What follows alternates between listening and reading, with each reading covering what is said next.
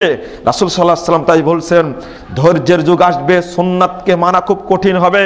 তবে শুনে রাখো সাহাবা কেরাম, মনে রেখো, লিল মুতামাসসিকি ফিহি, ওই ধৈর্যের যুগে যে ব্যক্তি সুন্নাতকে শক্ত করে হাতে নাতে শক্ত করে আঁকড়ে ধরে থাকবে, ফালাহু আজরু 50 শাহীদান, ওই ব্যক্তির জন্য 50 জন শহীদের মর্যাদা রয়েছে। ওমর রাদিয়াল্লাহু বলছেন, ইয়া রাসূলুল্লাহ আমিন্না ওয়া মিনহুম, এই 50 জন শহীদ কি আমাদের যুগের শহীদ না তাদের যুগের শহীদ? আল্লাহ রাসূল ওমরকে ধমক দিয়ে বলেছেন, লা বাল মিনকুম, আরে ওমর না না, তোমাদের যুগে শহীদ হওয়া 50 জন শহীদের মর্যাদা পাবে। ঘটনা কি? ইমাম আলবানী রাহিমাহুল্লাহ বলছেন, কারণ হলো সাহাবায়ে কেরাম নবীকে দেখে আমল করতেন, সাহাবায়ে কেরাম মুজিজা দেখতেন, সাহাবায়ে কেরাম জিবরিলকে দেখেছেন আমল করেছেন, ওহী নাজিল হওয়া দেখেছেন আমল করেছেন। আর এই যুগে সুন্নাতকে মানবে যারা, ওহী নাজিল দেখেনি, জিবরিলকে দেখেনি, নবীকে দেখেনি, মুজিজাকে দেখেনি, হুবহু সুন্নাত পেয়ে আমল করছে, এই জন্যই আল্লাহ তাদেরকে এই মর্যাদা দান করবেন। আপনি সুন্নাত ছেড়ে দিলেন মানে খবরদার, একটা সুন্নাত যত সাধারণই হোক না কেন, ওইটাও আল্লাহর বিধান, ওইটাও আল্লাহর বিধান। 145 নম্বর হাদিস আবু দাউদ, 145 নম্বর হাদিস আবু দাউদ খুলুন। মুহাম্মদুর রাসূলুল্লাহ সাল্লাল্লাহু আলাইহি সাল্লাম একদিন ওযু করার সময় মুখ ধৌত করলেন, করার পরে এক চুল্লু পানি নিয়ে দাড়ির নিচে দিচ্ছেন, এক চুল্লু পানি নিয়ে দাড়ির নিচে দিচ্ছেন। তখন রাসূল সাল্লাল্লাহু আলাইহি সাল্লাম দেখছেন যে সাহাবা কেরাম এক চুল্লু পানি দাড়ির নিচে দেওয়াটাকে, হাদিসের ভাবটা এরকম যে হালকা মনে করছে, এক চুল্লু পানি। আপনারা আবার মনে করছেন যে আমার তো দাড়ি নাই, তামিল করবেন কি করে? একটা হত্যা করলে আরেকটা হত্যা হবেই তো, এটা স্বাভাবিক কথা। এক চুল্লু পানি দাড়ির নিচে দেওয়াটাকে সাহাবার হালকা মনে করছে।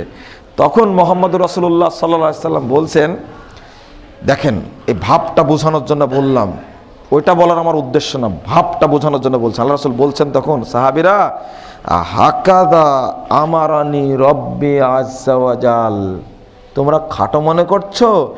এইভাবে এতটুকু পানি দেওয়ার জন্য আমার রব আমাকে নির্দেশ দান করেছে। আপনি কোনো সুন্নাতকে খাটো বলতে পারবেন? খাটো বলার কোনো সুযোগ আছে? তাহলে রাসূল সাল্লাল্লাহু আলাইহি ওয়াসাল্লাম কোনো আমলের জন্ম দেননি, সব আসছে কার পক্ষ থেকে? আল্লাহর পক্ষ থেকে। আপনাকে কোনটা বলবো আর কোনটা বুঝাবো? শুধু সুন্নাত মনে করে যখন মুয়াজ্জিন বলে আশহাদু আন্না মুহাম্মাদুর রাসূলুল্লাহ, তখন বুড়ো আঙ্গুলে চুমু দেওয়া, এটাই মনে করা হয় সুন্নাত।